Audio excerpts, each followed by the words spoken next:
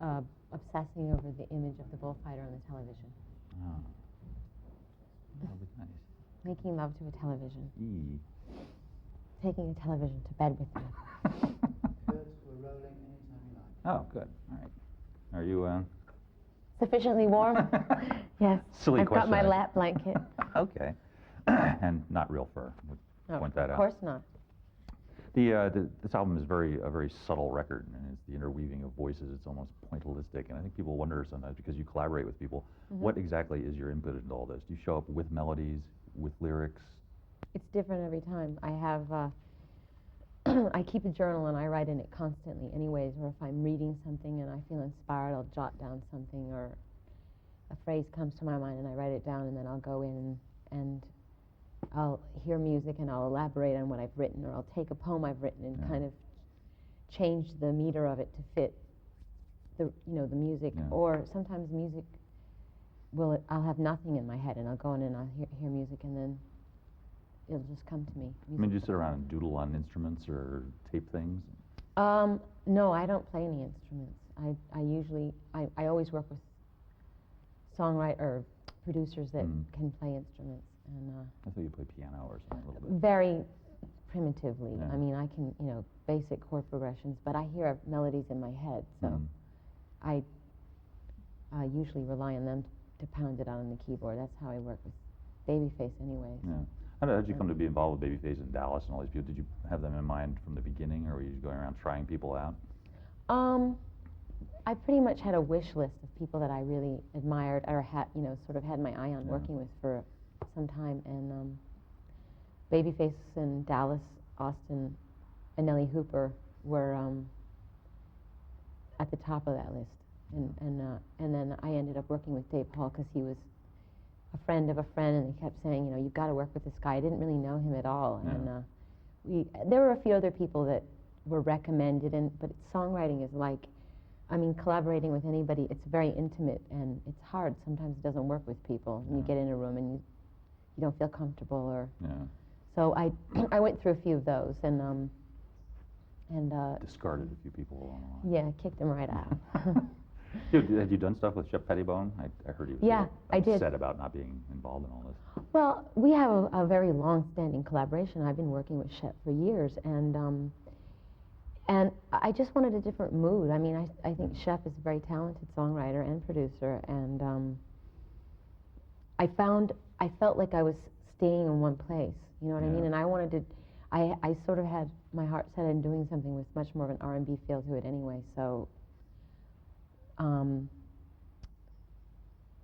I just felt like I needed to go somewhere else and experiment and try some other songwriters out. It was, nothing personal, and I'm sure I'm going to work with him again in the future. I mean, I worked with Pat Leonard for years, and then I didn't work with him for a while, and then I went back and worked with him on I'll Remember, this song from With Honor soundtrack. So, I mean, it's good to work with other people. Sure. Do you think Erotica got the hearing it deserved?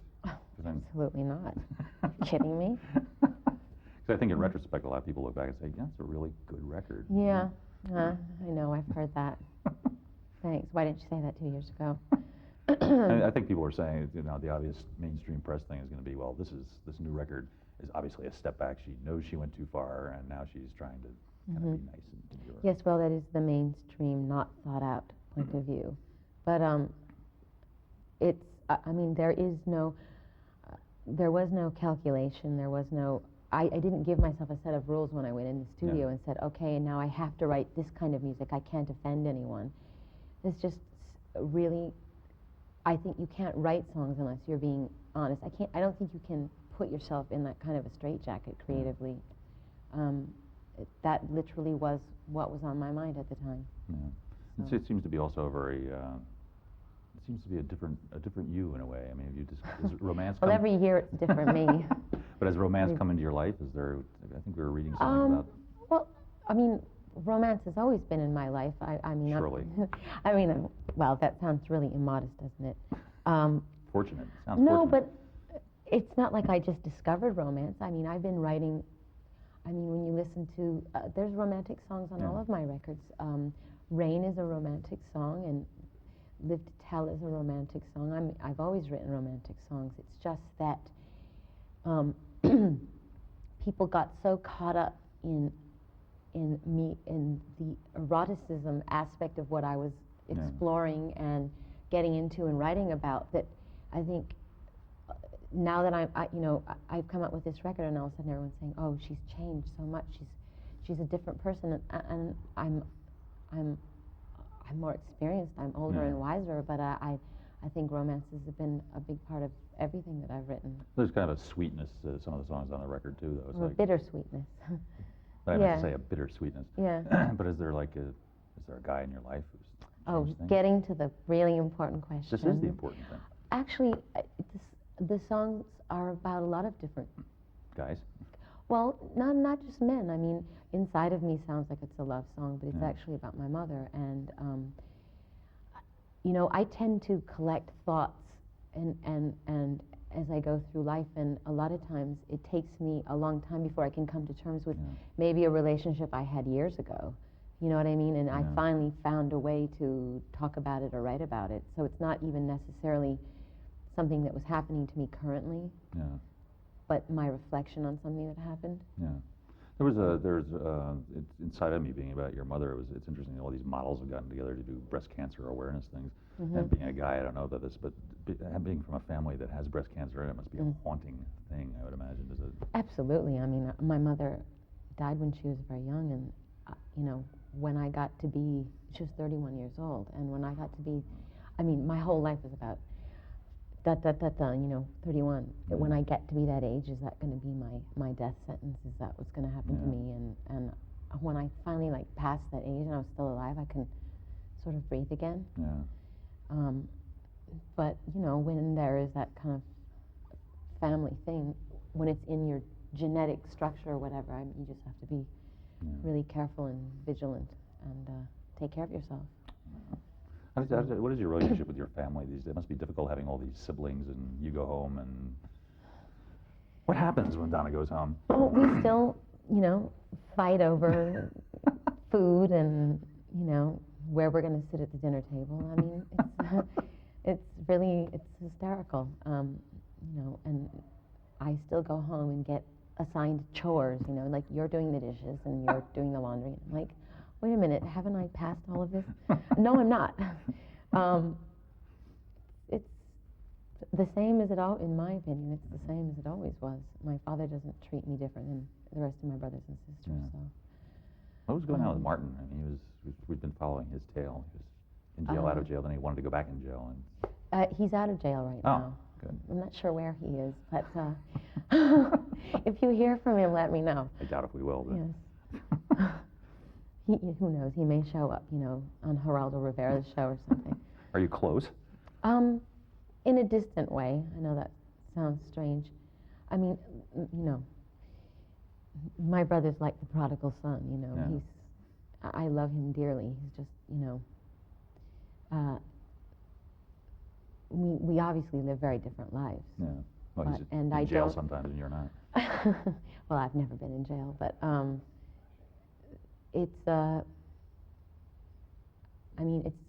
it's interesting because I come from a really big family and we all kind of turned out really different. So, and I always marvel at that because we all had the same upbringing, we had the same situation, but I think he just has a lot more. I don't know if it's genetic. I think it's genetic. I think it's environment, and then I think it's that thing you can't explain. That I don't know. It's like certain people are born with a light, born with a blessing, or born with a curse. I mean, some people just seem like they can't get ahead no matter how hard they try. Yeah. I think. I mean, some people would say it's karma.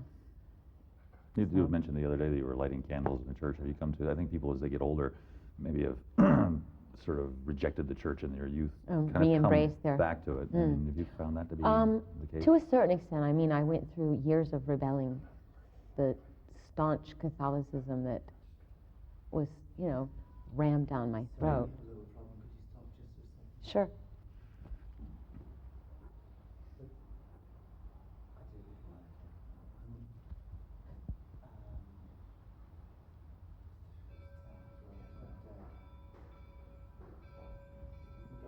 Oh, okay. But the bells are ringing now. Yes.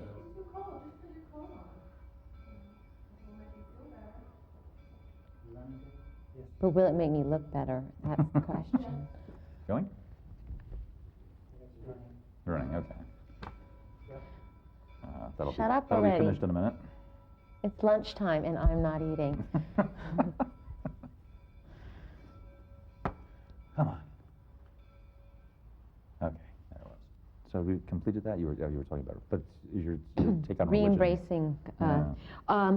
Well, I think I went through years. I don't think that I lost my faith in God necessarily, but I was kind of going through an exercise of, you know, I'll believe what I want to believe. You know, my whole thing with my father in the Catholic Church was I could never understand why you had to go to church if you wanted to talk to God, and if Right. you wanted to ask God forgiveness for your sins, why did you have to go to a priest and tell him? And you know, why couldn't you pray anywhere? And why could, you know, Yeah. I had a lot of questions about that. And so it's not that I lost my faith, it's just that I had to discover my own way. And so, and then my own way of dealing with Catholicism and a sort of a Western way of thinking of, you know, Christianity. And then learning about Buddhism and Hinduism and more Eastern ways of thinking. So you're lighting candles, Has, you're lighting incense. Well, some of it is got to do with my beliefs, and some of it has to do with ritual. I mean, it's. I like rituals. I like the idea of lighting candles and lighting incense and taking a moment to meditate, pray, think about things. It's, you know. Yeah. So. You're so in control of. I don't want to say the word control freak, but you're so in control of what you do. It's interesting that you give your stuff over to like Junior Vasquez to remix it. I mean, right. This must be a great sense of trust you have in this guy. I have a huge sense of. Well, I've known Junior for years, and I've worked with him in the studio. He's done a lot of remixes for me, and as a person, he's a good person. Yeah. I adore him, and I feel safe. You know, I know that That's he's going to amazing. do. You just send the stuff over and say, do what you will. Yeah, but I wouldn't do that with everybody. No. And you know, I feel like a lot of people want to take, you know, footage of stuff that has, and I mean, it's like, it's a part of me. It's hard for me to let it go to someone I don't know, I don't trust, I don't know who they are, but I certainly do with him. And it came out well. I mean, He did a great remix. Yeah. Will he be doing more? Yeah, he's going to do a bedtime story remix, and I know he's going to do a fierce job with it. So, fierce. How did your connection with Björk come up? Where did this song come from? That came from working with Nellie. Nellie did her album, and actually one of the reasons I was dying to work with Nellie Hooper was because of Björk's album. I thought it was amazing. And so we got hooked up somehow, and we started talking on the phone, and I told him how much I loved Björk, and he said, oh, that's funny, because she loves you too, and she's always talking about you when we were working on the album, and saying, do you think Madonna would like this? And I said, oh, that's so weird. So he said, you guys should write a song together, you'd really like each other, and problem is we couldn't coordinate our schedules. She was off on the road when I was in the studio, so she came through town one day in London, and I was working with Babyface in LA, and they just got together really quick one day and came up with the track, and then he sent it to me and said, do you like this idea? Because if you do, you like even one phrase of it or something, when I come out to LA to work with you, we can work on it. And we did. I mean, it sounds very different than the song that was originally given me, but I think it's good. It seems it's interesting you like Björk, because does Maverick reflect your taste a lot? I mean, are you the chief A&R person there? Or? No, of course not. I have I mean, A&R I wonder people if that your work taste there. sort of hovered over everything that goes on. Well, let's just say that I couldn't sign a group that I hated, but it's not necessarily all my taste in music. So, but I mean, you know, girls got to make a living. You know what I'm saying? That's true. And it's doing well so far. Yeah. Did the critics seem to have backed off on this record? Is that a good sign? I mean, you have they seem to Backed off? they seem to like it. You know, not like getting you. publicly flogged. Yeah. Isn't that sweet? Yes, well, I guess it's because I'm not being a bad girl right now. Yes. Well, I think people are really maybe for the first time in a long time, really just concentrating on the music. Yeah. And maybe if they were able to concentrate on the music of my last album, they would have enjoyed it more. Yeah. Yeah. What is this Janet Jackson thing? She came in on Vibe and Dissed me. what is that all about? You know what? I don't know. I read it myself and I'm like, okay, that sounds ominous. What did I do? I've never met the woman. I don't know anyone she knows. I'm mystified. Maybe she'll tell me one day. That's really bizarre. Yes, well, Huh. rather transparent, wouldn't you say? What have you made of Rhonda since you've been here? This is a deeply Catholic region. of the This is a country, and deeply beautiful, beautiful, beautiful city. cold. It's cold right now, yes, as you can see. I have my, Your fake fur on. yes, my fake fur. But it's one of the oldest cities in the world. Yeah. And there's no McDonald's, there's no 7-Eleven, and I'm just enjoying that. It's just, we were in a house yesterday, it's 500 years old, and it's so beautiful. So I love it here. Yeah, it's really a pretty It's place. very, what's the word? I mean, I could see coming here, if I were a writer, it'd be a great Yeah. place to come. Well, you are a writer. I mean, you know, if I was writing a novel. Yeah. Well, that could be in the future. I mean, Absolutely. do you ever think, like, in 10 years I'll be doing something completely different, or I'll be directing films? Oh, sure. I mean, I change a lot. And, I mean, I never knew when I was a dancer and I was completely focused on dancing that I was going to be a singer, and I never knew when I was writing music that I was going to end up being an actress, you know, and I never, one thing just leads to the next. I mean, you've always said that I'm not the greatest singer, I'm not the greatest dancer, and yet you have this tremendous effect on people. Well, I mean, technically, I mean, the thing is, what is the greatest Yeah. singer and what is the greatest? I mean, I don't think that, you know, being good has anything to do with your octave range or, you know, it's not about technical, it's about what's in here. It's about being true to yourself and touching people, you know. It's about emotion, being passionate about what you do. I mean, some of the greatest artists in the world don't necessarily, as far as singing goes, don't have like what people would call technically perfect voices, but they come from somewhere deep down inside and they touch people. Right. And the technically perfect people can be terribly boring. Terribly, if that's all one concentrates on. Yeah. You know, if you don't sing from your heart and you don't mean it, then how can it mean anything to anyone else? Have you considered directing one of these videos eventually? It seems like a natural thing to do. I don't know if I could do that because that's really wearing two hats. And if I was behind the camera, I'd want to stay behind the camera. Well, exactly. I don't want to get into an argument with me. No, I do really want to direct something, but I think I'd have to concentrate on too many things because it's so different. When you're in front of the camera, you have to make everything disappear, you know, and when you're behind the camera, you have to sort of be aware of everything that's going on. So. We were talking the other night, we thought that's because you're going to be involved tangentially, at least, with Quentin Tarantino. But Quentin writes a film, Madonna's in it. This would be great. Finally. Talks about me enough in his movies. What do you mean? You know him, though, right? Yeah, For a I while. do. He's a hilarious guy. He's great. He's really funny. Really great. Thank God for Quentin Tarantino. Because this movie business needs, or our movie business needs a good kick in the pants. Why do you say that? Because everybody's making, you know, the same old schlocky, generic, you know, films, and it's not an art form anymore. Yeah. Is Four Rooms going to be different Then what? than the schlock that we're seeing? Oh, definitely. I mean, I think all the people involved, Allison Anders and the other two directors, I think they're artists, and I don't think they do. I think that they do interesting creative work, so it'll be different. Who are your favorite directors now? I mean, you see people that you'd like to go out and call them up and say, can we work together? Have you done that? Collaborate? Yeah, I guess so. Well, I love Quentin Tarantino. I mean, I'd love to work with him directly. The segment that I'm working in is Allison Anders is directing. Let's see, who do I want to work with? Who else is there? Well, name some Scorsese. movies. Mm-hmm. Oh, I'm dying to work with Yeah. Scorsese. Yeah. That'd be great. There aren't that many, really great ones around, I don't think. Mm, And you not say- that are taking chances, Yeah. that's for sure. Do you like the violence, like Quentin's violence thing? You know, I don't think it would be ignorant for me to say I like the violence. What I like about him, I like his sense of irony. Yeah.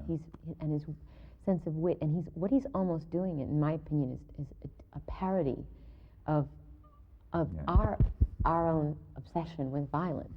You know what I mean? Right. So, and I love Natural Born Killers. I thought Really? that was genius. Did you? Absolutely. I hated that movie. Did you? Well, I related to it because I am so bewildered, mesmerized, interested, and plugged into the power that the media has, and how the public is so controlled by it and sucked up into it, and and how easily led people are, and how people could make the vilest human being into a hero and make the greatest person in the world into an enemy. You know what I mean? Yeah. I'm really fascinated by that. And, Serial killer trading cards, stuff like that. Yeah, and the cult of celebrity, and I think that's what that movie was about. Yeah. Although So- when they have like too much TV going across their bodies, I just thought that was too much.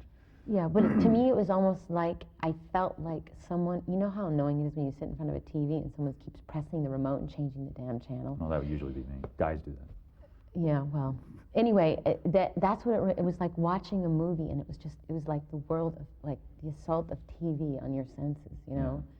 And I think that's what he meant to do. Yeah. Well, you're obviously involved very closely with the cult of personality. I mean, do you ever wish you could escape from it and just be able to go for a walk or something? Yeah, absolutely. I mean, what do you do? Are there disguises? Are there funny hats? No, because funny hats attract attention too. I Sure. mean, the problem is, for me to get into an elaborate disguise, I'll come out of my hotel looking like a drag queen or a bag lady. You know what I mean? So I'll end up attracting attention to myself. Yeah. So basically, it's just being as anonymous as possible. You know, putting a baseball cap on and sunglasses, and looking down a lot, and dressing like I shop at the Gap. Yeah. You know, or leaving really early in the morning when no one's around. And it's easier, I suppose, in New York or someplace where people don't give you that much trouble. I do get hassled a bit in New York, I have to say, but it's actually easiest in Miami or Los Angeles. I mean, in Los Angeles, everybody could care less. I mean, because every time you turn the corner, there's a celebrity there. So, and Miami's just not really in the entertainment world. When so. did you become attracted to Miami? A Miami freak? Yeah. When I was doing pictures for my sex work. Yeah. What is it? Is it the sort of Hispanic atmosphere? Or It's everything.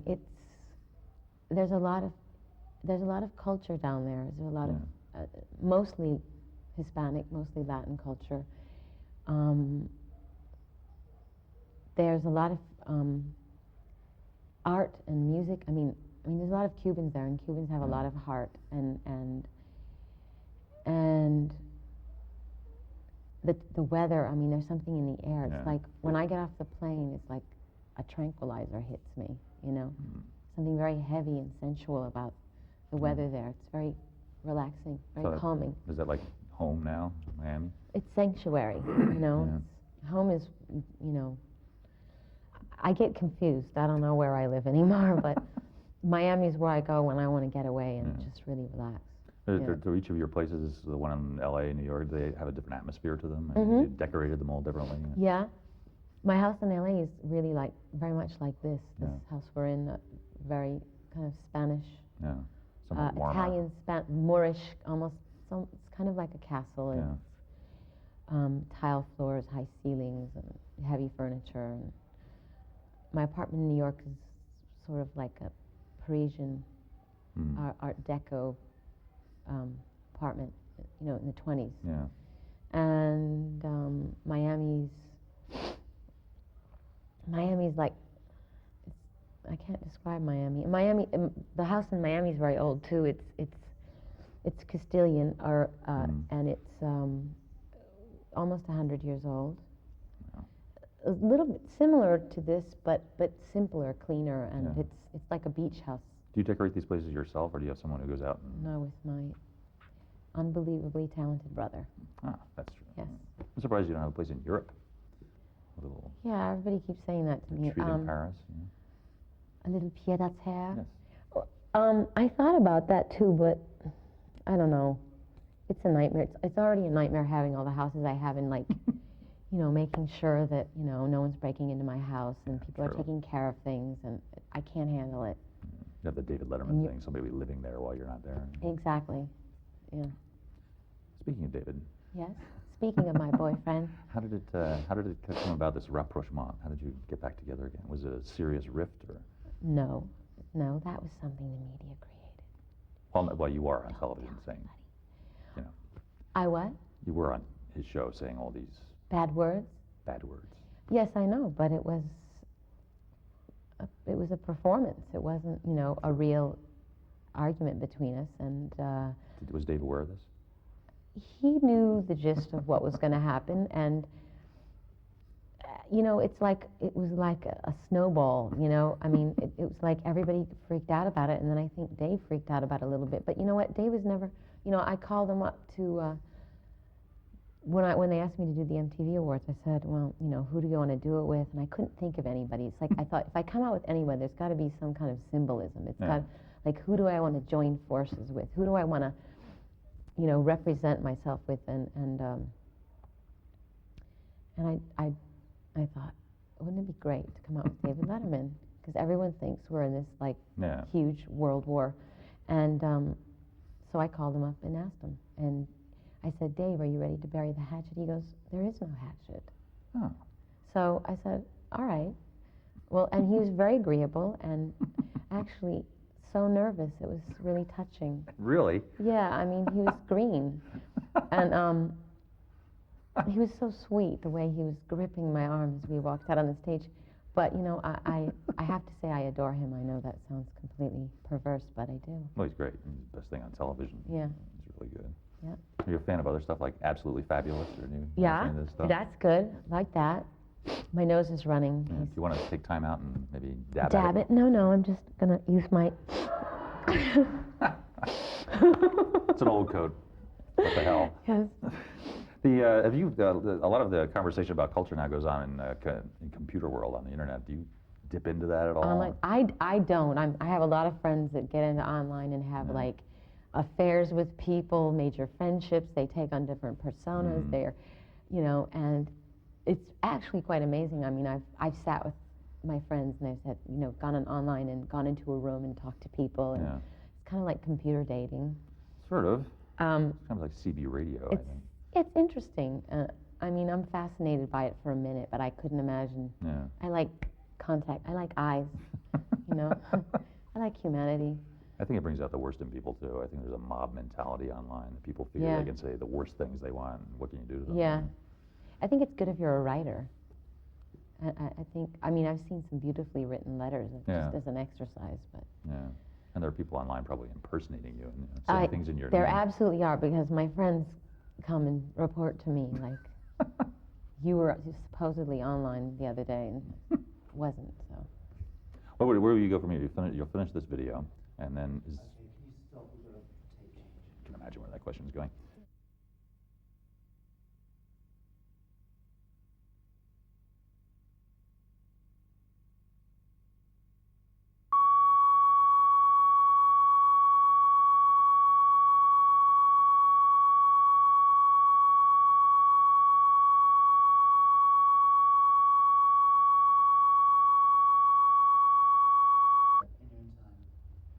Okay.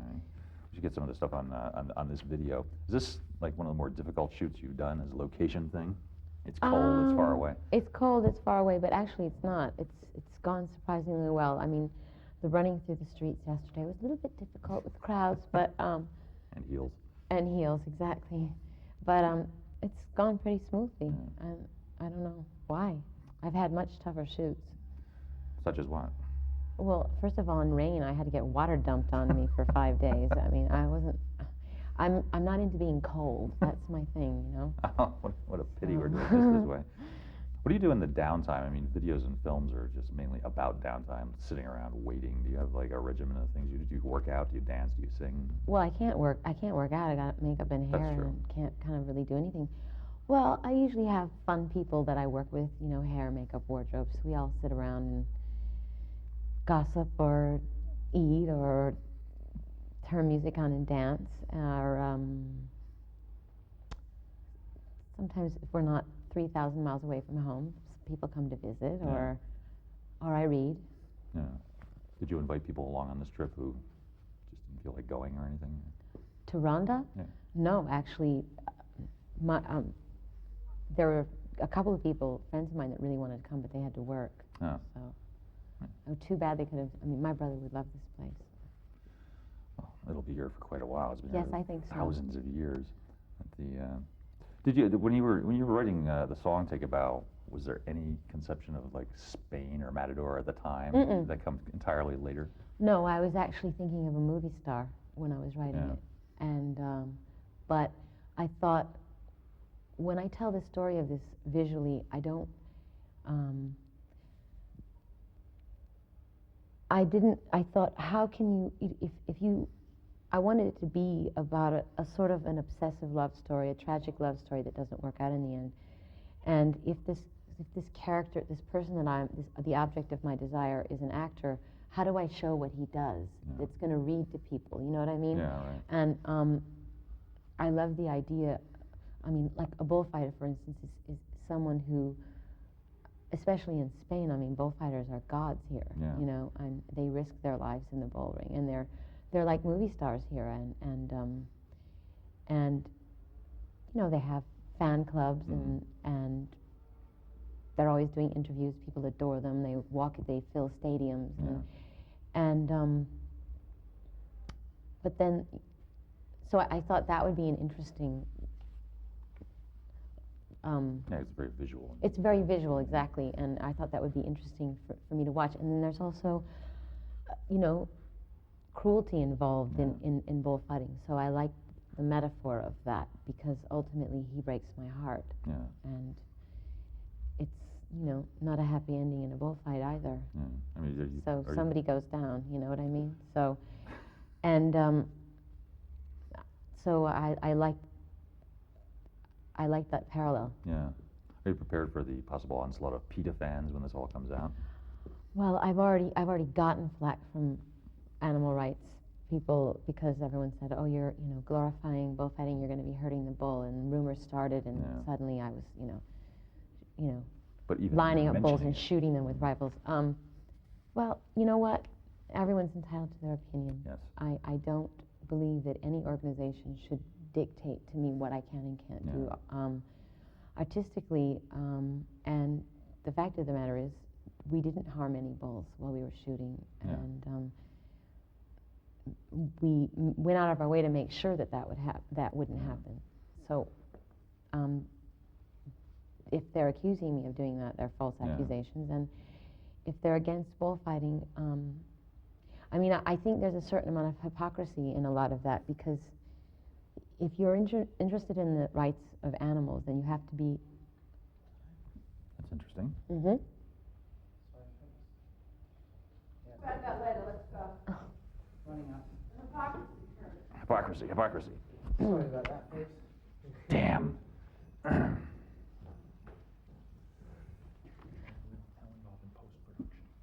Yes. Of course. Everyone has an idea. Say when? Okay. Okay, so we're talking about do you think these organizations have gone too far? I just think that I think that for the most part, these people are incredibly hypocritical, because if you are interested in protecting the rights of animals, then obviously you're interested in protecting, well, one would think you're interested in protecting the lives of human beings, But the they're not. feelings of human beings, Right. the environment. So if you're an animal rights activist, if you're really going to, be pure in your thought, and, then you could say, well, then why are you driving a car? Because the exhaust fumes are destroying the ozone. And why are you smoking a cigarette? Right. Because the cumulative effect of cigarette smoke also adds to, destroying the ozone. And then, what about the leather shoes that people wear and the leather seats that we cover our car seats with, and what about the way we treat ourselves? I mean, I can think of a lot of animal rights activists who have drug problems and it's all about protecting animals, but nothing about self-respect. And I don't understand that way of thinking. I think I love animals. I think that, and I think it's good that people want to protect them. But I think that they have to broaden their. I think they have to think it through all the way. I think it's terribly naive. I don't think they like people. Exactly. Well, I've heard people say that. And they like animals more than people. I think it's. I think it's ignorant. Yeah, but it seems to be the wave of what's going on right now. I think it's politically correct. Yeah. Do you see that? Do you see that? Once supermodels start posing for anti-fur campaigns, you definitely want to run in the other direction and just drag a fur down the street with you. Are you saying that supermodels have nothing to contribute? No, I'm not saying that. Do you think the whole PC thing has gone too far and had a malign influence on art and performers? I just think it's ridiculous. I think people just need to get their own opinions, and concentrate on what's important to them. Everyone's always jumping on a bandwagon. Yeah. And then you start doubting everyone's sincerity, and then it turns into, publicity stunts and so many times people have asked me to be involved in benefits and rallies and this and that. And I always think, if I want to do something about it, I want to do it privately. It's not something I want to, collect accolades for or draw attention to myself for. If you really want to help somebody, help it. Why do you have to be, on television talking about it? That's almost an antique attitude. I mean, all charity today is, look at me, I'm giving this, I'm doing that. Look at me, I'm compassionate. Yeah. Mm-hmm. Let me ask you one last question about the video. When this is all shot and everything, will you show up in the editing room and? Oh yes. Will they be happy to see you coming? Why not? Well, I always have something good to contribute. I'm sure you do. Yeah, I mean, I think that all the directors I've worked with, I think that they welcome my input, and there are always people that I know I can collaborate with. I mean, we have the same vision.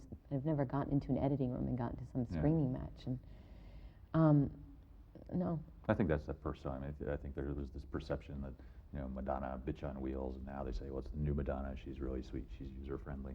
Somewhere I'm in sweet between. and I'm a bitch, you know what I mean? And that's always been the way it is. I'm a human being. Yeah. When you want something done right, and you care about something, it's so often you're perceived as being a bitch. But in the end, it's your ass on the line. You're being judged for it. So you've got to make it the best you can be. The best it can be. And you've been right so far. Well, I Often. wouldn't say I've always been right, but and I've made mistakes. But that's good too. You learn from your mistakes. Do you have any projects coming up in the year ahead that might surprise us in any way in different fields? Would there ever be like a Madonna book, autobiography or anything? If there is going to be that, it's not going to be for a really long time. Yeah. Yeah. I'm not ready to write my biography yet. Not yet. I'm not in my wheelchair yet, in spite of what this looks like. Okay. Any news on the fabled Madonna children? They be coming up soon? Or? Yes, I'm 9 months pregnant. Wow. You're hiding it well. No, I mean, this is another thing. I did an interview where someone asked me if I wanted to have children, and suddenly, and it's like the headline in every newspaper. Yeah. She Madonna's, mourns at home. She's mourning for her child. She's out looking for a man to sire her child. She's found the man. She's pregnant. She's having the baby tomorrow. Whatever. I mean. How much of that is true? None of it. Oh, I mean, I want to have children. Yeah. That's, and I will. And could everybody just get off my back about it? Good. Well, I'm glad we cleared that up. Yes. I think that's good. Dave? Dave? Dave? Dave who? Dave? Which Dave? Lynn? I hear them scurrying. Can we get one question about Secret? We really didn't mention Secret at all. Yeah, we should. Okay. Hurry before my teeth start chattering. Okay. In Secret, it says, happiness lies in your own hand. I mean, is this sort of an Eastern religious sort of thing, or is this just something you've always felt? I think it's something that I read in a book that was about that was it was a book that this Rhodes scholar named Andrew Harvey wrote about a woman named Mother Mira. But I think it's almost like, you know, do unto others as you would have them. Do unto you. It's a simple truth. I think that it could apply to, I mean, anyone could use that. I don't think it's something so special that I've discovered, but I think some of the simplest things in life are sitting right in front of us, and it takes us years to finally figure it out, and then you go, God, that's so simple but so true, and why can't I apply it to my life? And the video is Madonna in the company of many, many black people. Is that a typical night out for you? Do you go to clubs in Harlem, or? I do, actually, but one of the reasons I shot it in Harlem is because I thought that, I mean, I think people traditionally think of Harlem as being this ghetto where everybody's like sad and people are full of despair and there's no hope. And I walk down the streets, I mean 125th Street in Lenox, and I see beautiful, beautiful people and beautiful children playing on the streets, and I see incredible, beautiful brownstones. I mean, that is a beautiful part of Manhattan, and I discovered a lot of beauty there, and I thought, since the song is about discovering a secret, that I liked combining that. Do you think racial relations have ever been at a worse pass than they are now? They're pretty bad. But I think, I think they've been worse and then better, and well, worse than the 50s or something. I mean, they're lynching people on the street, you know, but you have Bob Grant, and then you have WLIB, and you know, there's hatred on the radio. And I mean, please, racism is alive and well. Or unwell. Yes.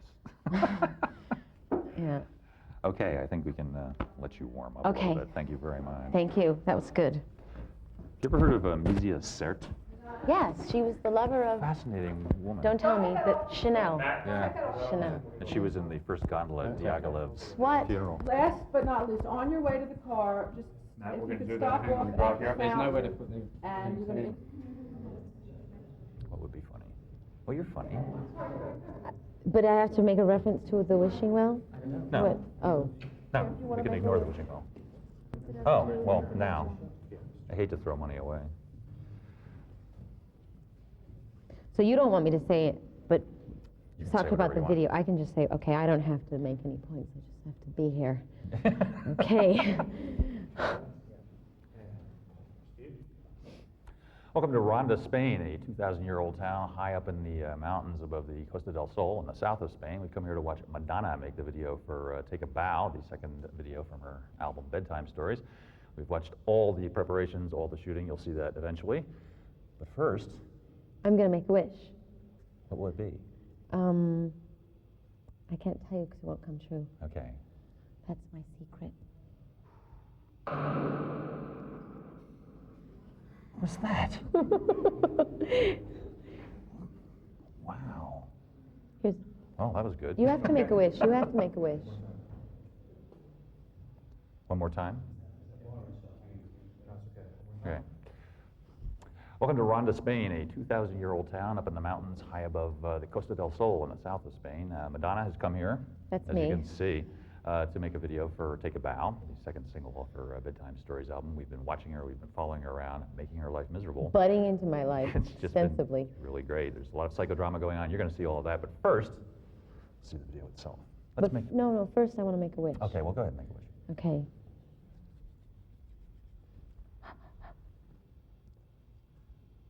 This didn't involve the length of my life or anything, did it? No, had nothing to do with you. Damn. All right. I'm sorry, Kurt. Very good. Excellent. Madonna, Okay. thank you. Sure. You look fabulous. Thank you. Let's get that stuff off. Well, let's just go set our clothes on fire or something. All right. Thanks for putting up with all that. Bye-bye. Thank you. Bye, everybody. Thanks very Bye, much. you were wonderful. Oh, you guys are great.